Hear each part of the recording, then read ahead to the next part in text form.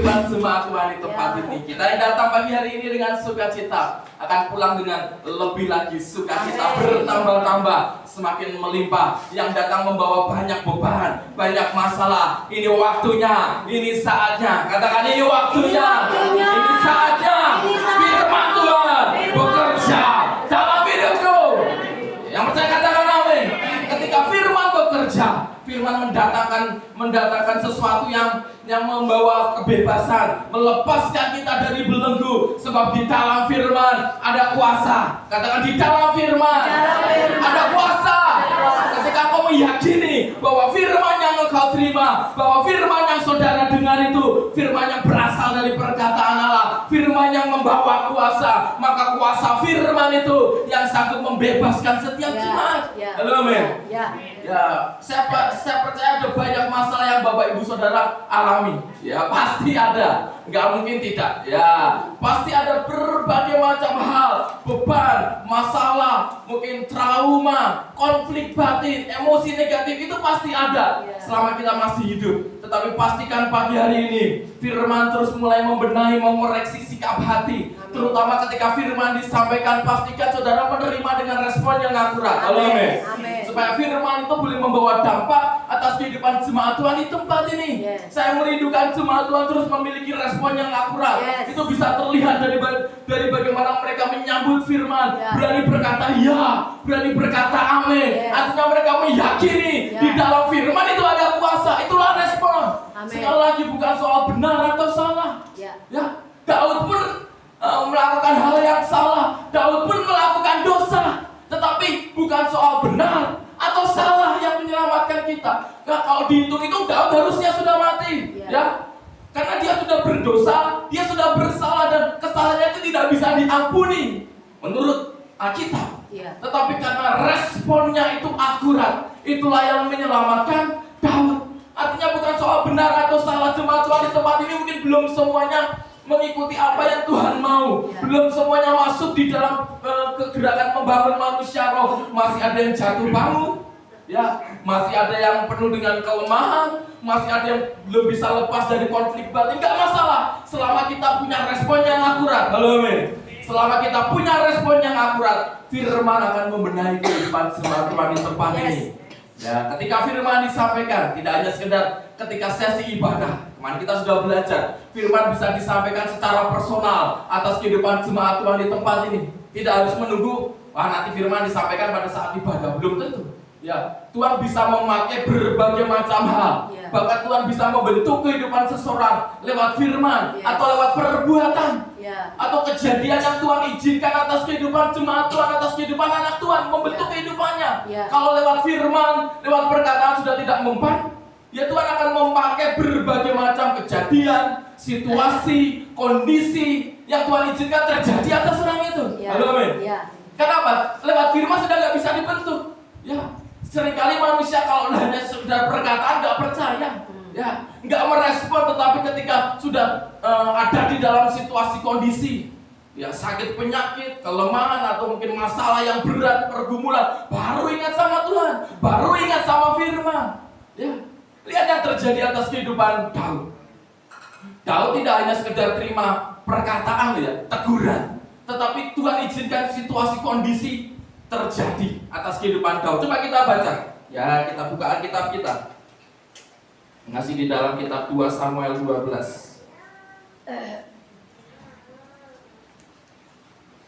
Kita buka Alkitab kita di dalam kitab 2 Samuel 12.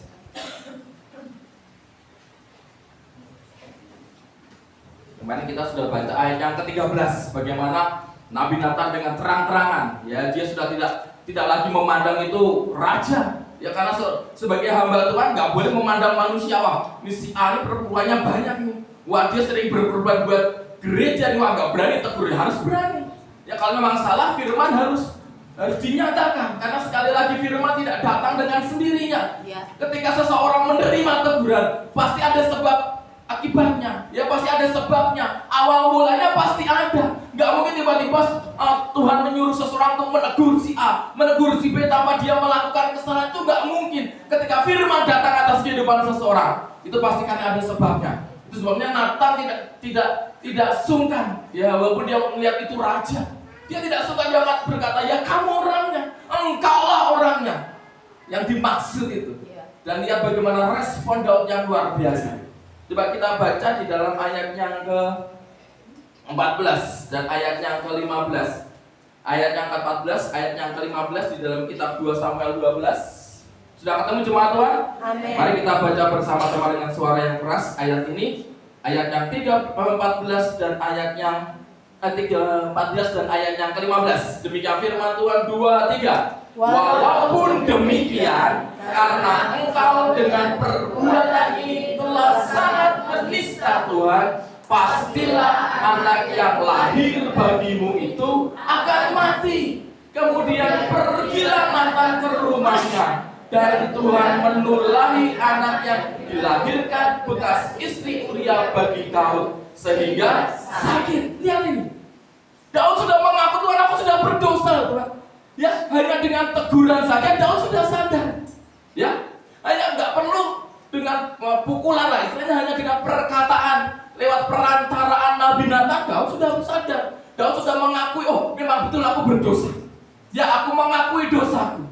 Ya, dengan perkataan Daud sudah sadar, sudah bertobat. Tetapi lihatlah, Tuhan masih izinkan situasi kondisi itu ada di dalam kehidupan Daud. Dan Nabi Natan berkata, walaupun demikian, artinya walaupun Daud sudah bertobat, walaupun Daud sudah mengakui dosanya dan dia tidak lagi mengeraskan hatinya, Tuhan berkata, walaupun demikian, ya, aku akan tetap membawa atau akan tetap mengizinkan sesuatu terjadi atas kehidupanmu, sebab dosa yang kau lakukan itu sungguh sangat berat, sangat menista. Walaupun dengan teguran sudah minta ampun, ya, Tuhan berkata harus ada yang dikorbankan.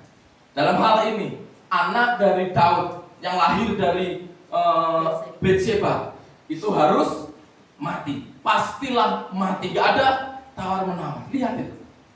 Ya, Daud alami dua-duanya. Gak hanya sekedar teguran secara personal lewat perkataan, tetapi Tuhan izinkan sesuatu yang menyakitkan itu terjadi atas hidupnya. Ya. Kalau saat ini Bapak Ibu Saudara masih ditegur lewat perkataan, bersyukurlah. Belum terjadi apa-apa atas kehidupanmu. Lu, saya bukan menakut-nakuti, tapi saya ingin menjaga bagaimana kehidupan anak-anak Tuhan di tempat ini. Jangan sampai respon yang tidak akurat itu terus muncul sehingga Tuhan izinkan sesuatu terjadi. Kalau sudah sesuatu terjadi, kita berkata dengan di ayat yang lain berkata, ngeri benar kalau sudah jatuh ke tangan Tuhan yang hidup. Ya, sekali lagi ketika firman disampaikan, kalau responnya tidak akurat, Tuhan izinkan sesuatu terjadi. Dan Daud ini luar biasa. Responnya sudah akurat pun Tuhan masih izinkan sesuatu terjadi. Ya, pastilah anak yang akan dilahirkan dari Betsheba itu pasti mati. Apa respon Daud? Mungkin kalau kita orang biasa, lu kan udah minta maaf Tuhan, lu kan sudah mengakui, kurang apa lagi Tuhan masih memukul saya, Tuhan masih hukum saya. Tapi lihatlah respon Daud. Ayat yang ke-16, kita baca bersama-sama. Demikian firman Tuhan 2, 3. Lalu Daud memohon kepada Allah, oleh karena anak itu ia berpuasa dengan tekun, dan apabila ia masuk ke dalam semalam-malaman itu ia berbaring di tanah. Lihat responnya. Loh, dia sudah mengakui, masih Tuhan kejar terus anaknya harus mati. Apa yang dikerjakan? Orang lain mungkin sudah, ya Tuhan sudah begitu kerasnya terhadap kehidupanku, pergi. Ya banyak kok, ya jangankan situasi terjadi, baru teguran saja banyak anak Tuhan, banyak pelayan Tuhan gak kuat kok. Itu baru perkataan loh, belum Tuhan izinkan sesuatu terjadi atas hidupnya. Baru sekedar perkataan aja gak kuat kok. Ya, gak mau ke gereja, tinggalkan Tuhan, tinggalkan pelayan, baru perkataan yang keras. Ini Daud terima dua-duanya, perkataan dan situasi yang menyakitkan atas hidupnya. Tetapi sekali lagi, ya, responnya luar biasa. Kalau kita membahas pribadi Daud, nggak akan ada habisnya, luar biasa. Makanya begitu panjang kehidupan Daud ditulis di dalam Alkitab. Raja-raja yang lain nggak banyak, ya, hanya sekelumit saja. Tapi lihatlah bagaimana Daud sejak dia masih muda, sejak dia masih kanak-kanak sampai akhir hidupnya itu ditulis secara lengkap. Kenapa? Begitu luar biasanya pribadi Daud ini. Dia sering alami jatuh bangun, tetapi sekali lagi responnya tetap akurat. Ya, bukan soal benar atau salah. Ya, kita pun seringkali seperti Daud yang jatuh bangun di dalam dosa, jatuh bangun di dalam ketidakakuratan. Tetapi lihatlah pribadi Daud. Dia tetap memiliki respon yang akurat walaupun dia ada dalam situasi kondisi yang menyakitkan bagi dia. Dia sudah minta ampun, dia sudah mengakui dosa. Tetapi Tuhan berkata, anakmu pasti mati. Tapi responnya luar biasa. Daud masih memohon loh, masih meminta pengampunan, masih memohon dan ia berpuasa dengan tekun. Ya, bisa dibayangkan saat itu anaknya belum mati. Masih ada waktu dan kesempatan. Dia masih memohon terus. Bahkan dia berpuasa dengan tekun. Apabila malam hari terbangun atau melilir, wah, dia langsung berdoa. Bahkan tidak hanya sekedar berdoa, dia berbaring di tanah, menunjukkan kerendah hatiannya, menunjukkan dia sudah tidak lagi punya harga diri raja loh. Rela berbaring semalam-malaman di tanah hanya untuk meminta belas kasihan Tuhan. Lihat bagaimana. Saya akan membayangkan, ya mungkin saya akan melakukan hal yang sama. Mungkin kita akan melakukan hal yang sama. Ya. Ketika Tuhan berkata, anakku pasti mati, kita akan mati-matian. Sebelum hal itu terjadi, ayo responnya yang akurat. Jangan sampai Tuhan bawa kita masuk dalam situasi kondisi yang membuat kita gak punya harapan lagi. Yang membuat kita putus asa, Tuhan kayak gak ada jalan. Jangan sampai itu terjadi. Kalau hanya dengan perkataan saja kita bisa dibentuk, lewat teguran kita bisa menerima arahan. Ya, gak perlu Tuhan akan izinkan situasi kondisi itu terjadi atas kehidupan kita. Sekali lagi, responnya harus tetap akurat. Apapun yang terjadi atas kehidupan saudara, mungkin Tuhan izinkan sakit penyakit saat ini datang. Tuhan izinkan masalah itu datang. Mungkin nggak bisa lagi ada harapan, saudara nggak mampu. Tapi lihatlah bagaimana pribadi Daud. Dia nggak tinggalkan Tuhan kok. Ya. Banyak anak Tuhan ketika ada masalah menghilang. Saya bereskan masalah dulu. Nanti kalau sudah selesai baru saya datang sama Tuhan. Keliru. Justru ketika engkau alami banyak masalah, harusnya saudara semakin tekun. Lihat Daud, semakin tekun loh dia. Memohon, berdoa, berpuasa, aktivitas rohaninya semakin kuat. Nggak lemah. Nggak tinggalkan Tuhan, nggak tinggalkan gereja. Justru dia semakin tekun berpuasa, merendahkan hati di hadapan Tuhan. Memohon belas kasihan Tuhan. Terus berbaring semalam-malaman sampai ya para tua-tua, ya kalau saudara baca ayat selanjutnya, para tua-tua itu sampai ya menghibur, ayo Daud bangkit, ya jangan terus-terusan seperti ini. Tapi dia terus memohon kepada Allah. Walaupun dia nggak tahu jawabannya apa, tapi dia terus-terusan memohon kepada Tuhan. Apapun yang terjadi, selama dia masih ada, atau dia masih bisa berdoa, dia masih bisa berpuasa, artinya masih ada harapan baginya, bagi Daud saat itu. Tetapi apa yang terjadi sekali lagi? Kita baca kembali di dalam ayatnya 18 dan 19.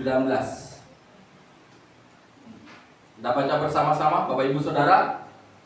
Ayat 18 dan ayat yang ke-19, demikian firman Tuhan 2-3. Pada hari yang ke-7, marilah anak itu dan pegawai-pegawai Daud takut memberitahukan kepadanya bahwa anak itu sudah mati. Sebab mereka berkata, ketika anak itu masih hidup, kita telah berbicara kepadanya, tetapi ia tidak menghiraukan perkataan kita. Bagaimana kita dapat mengatakan kepadanya, anak itu sudah mati? Jangan-jangan ia mencelakakan diri. Ketika Daud melihat bahwa pegawai-pegawainya berbisik-bisik, mengertilah ia bahwa anak itu sudah mati. Lalu Daud bertanya kepada pegawai-pegawainya, sudah matikah anak itu? Jawab mereka, sudah.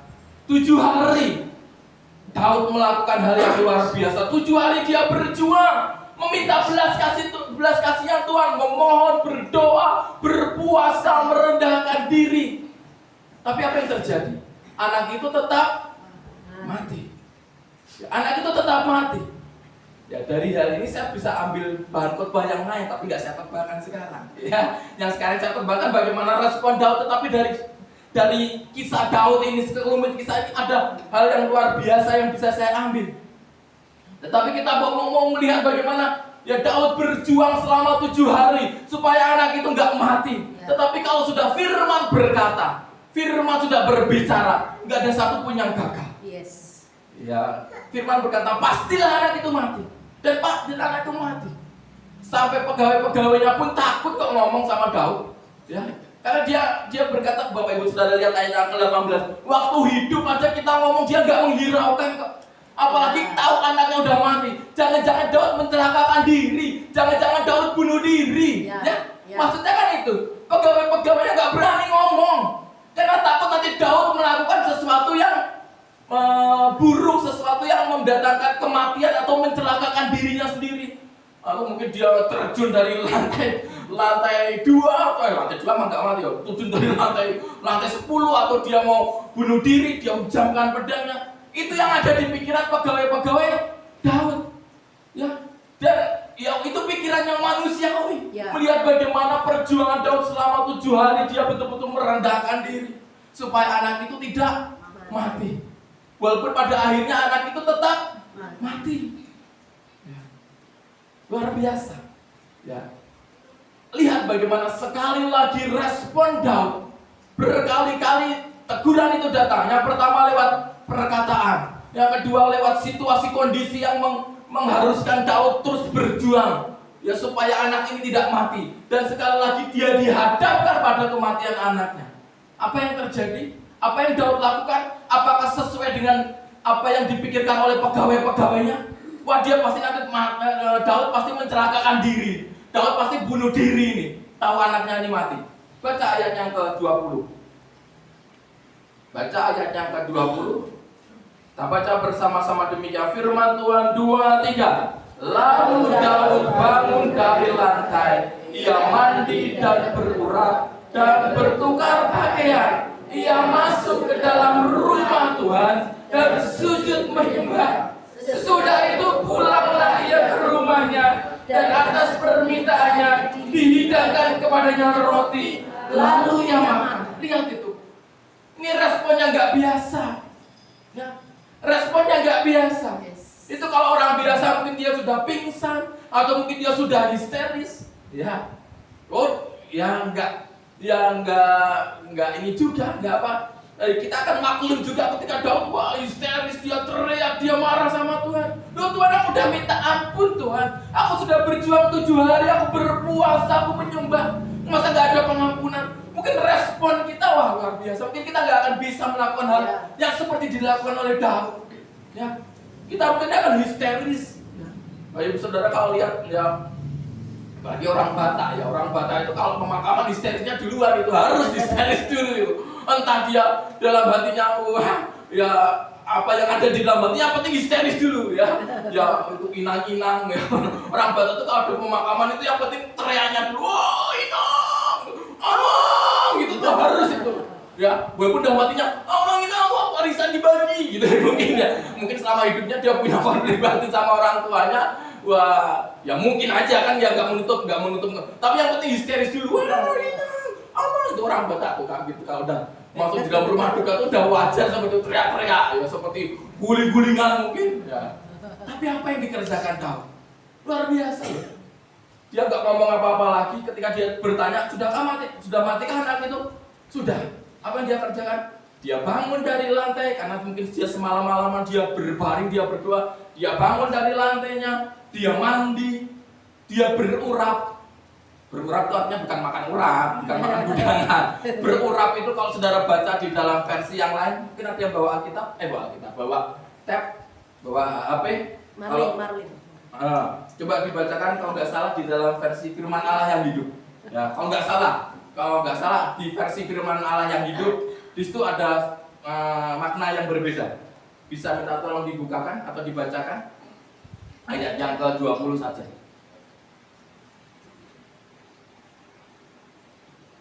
Yang hidup. Ya. Demikian firman Tuhan. Maka Daud bangkit, lalu ia mandi, menyisir rambutnya, mengganti pakaiannya, Ya.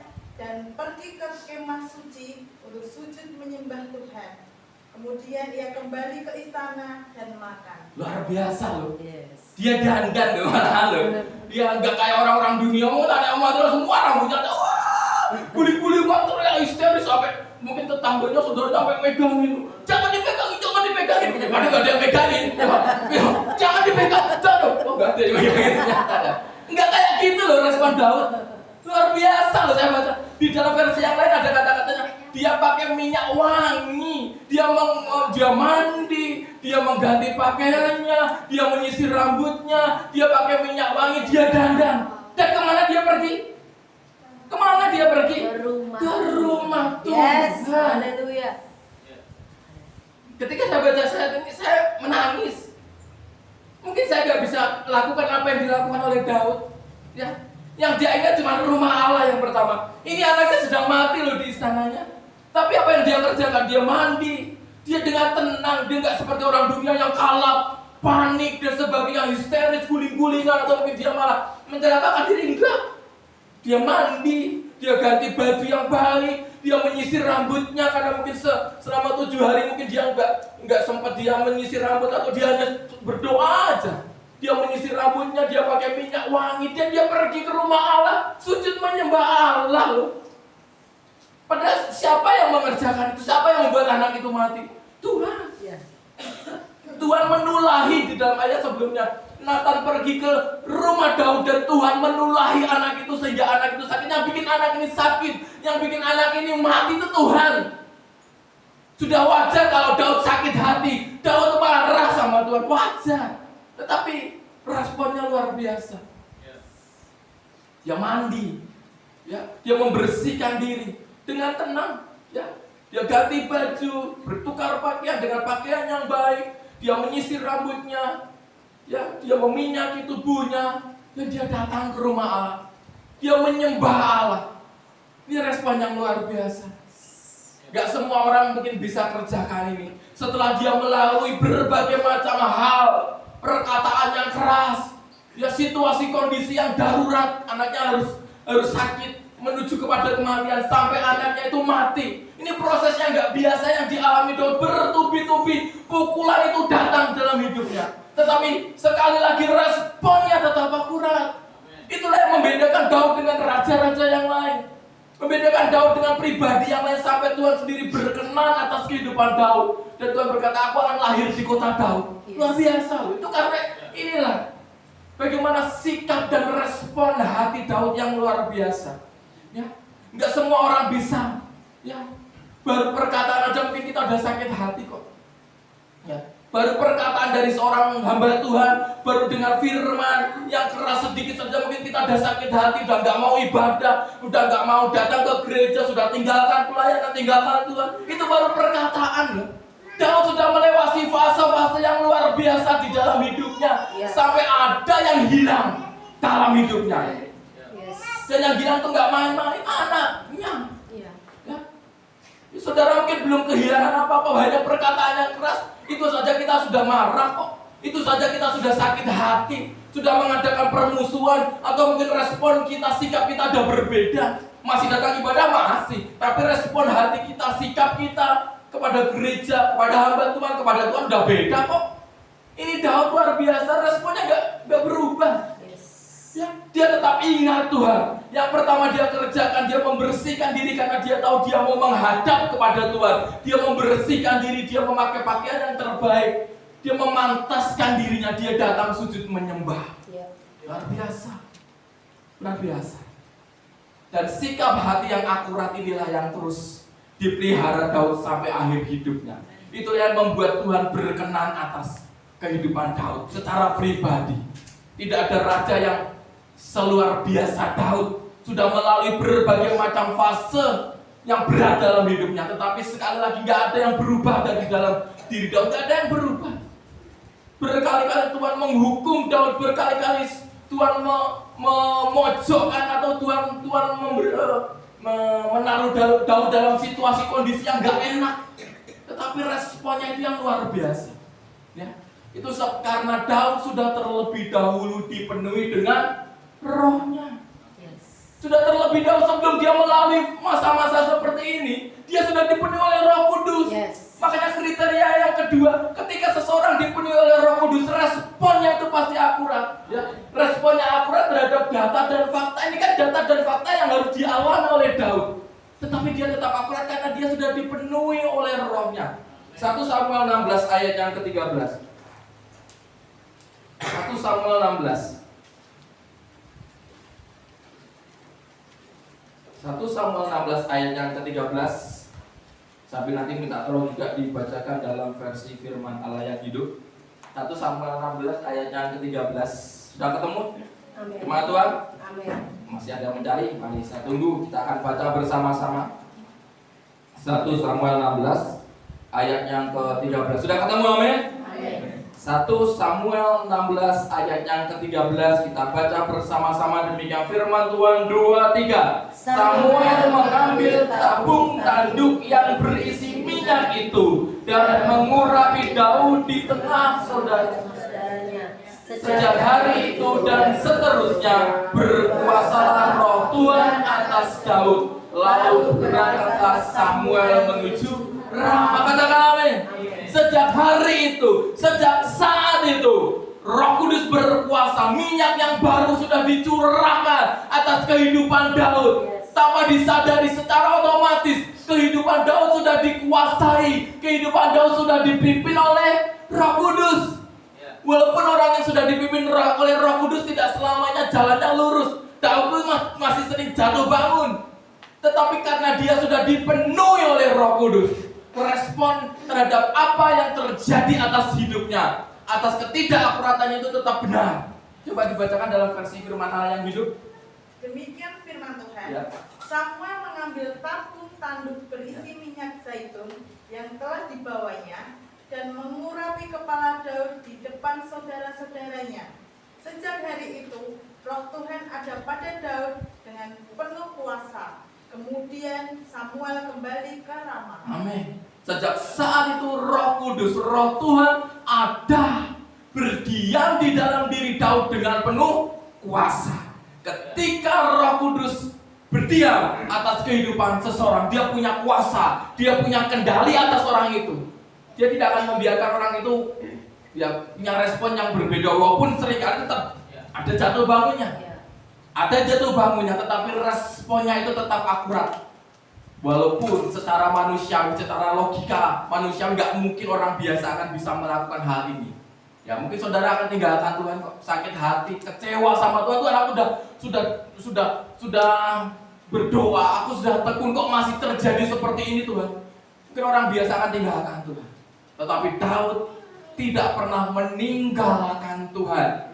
Walaupun ada banyak hal yang Tuhan ambil dari dalam dirinya, walaupun dia harus kehilangan sesuatu yang berharga, anaknya yang berharga yang Tuhan ambil, tetapi Daud sekali lagi tidak punya respon yang lain. Dia tetap menghargai Tuhan, dia tetap mengasihi Tuhan Allahnya, dia tetap ingat kepada Tuhan, tetap datang sujud menyembah. Respon yang akurat itu harus terjadi atas kehidupan jemaat Tuhan di tempat ini. Mungkin saat ini engkau baru mendengar teguran, baru sekedar perkataan yang Tuhan munculkan di dalam kehidupanmu yang engkau dengar saat ini. Biarlah respon hatimu tetap akurat. Jangan sampai engkau masuk di dalam fase berikutnya, ada situasi kondisi yang mengharuskan engkau terus berjuang secara mati-matian. Ya. Selagi masih ada kesempatan, ayo mati-matian, habis-habisan untuk saudara mengejar hadirat Tuhan. Jangan sampai seperti Daud mati-matian, habis-habisan untuk memohon belas kasihan Tuhan. Karena sudah masa-masa yang genting, masa-masa krisis sudah terjadi atas kehidupan Daud. Tetapi selagi masih ada firman mengarahkan jemaat, ayo responi itu. Ya, sehingga Tuhan akan meluputkan, menghindarkan kita dari situasi dan kondisi yang mengharuskan kita berjuang. Ya, untuk melewati masa-masa yang krisis seperti yang Daud alami. Kalaupun itu harus terjadi, kalaupun Tuhan izinkan itu terjadi atas kehidupan jemaat Tuhan di tempat ini, pesan saya cuma satu: responnya harus akurat. Mungkin saudara belum seperti Daud, ya. Daud sampai harus kehilangan sesuatu yang berharga di dalam dirinya. tetapi dia tetap ingat kepada Tuhan. Dia nggak tinggalkan gereja, dia nggak tinggalkan Tuhan, dia tetap kembali kepada Tuhan. Responnya apa? Membawa kehidupan Daud terus berkenan di hadapan Tuhan. Puji nama Tuhan. Minggu depan kita masih belajar lagi. Ya, masih banyak hal yang terus Tuhan ingin tanamkan atas kehidupan semua Tuhan di tempat ini, supaya respon kita memiliki respon yang ilahi, respon yang akurat. Ya, Bapak Ibu Saudara sudah dipenuhi oleh Roh-Nya. Saya percaya itu. Ketika kita dibaptis, langit sudah terbuka.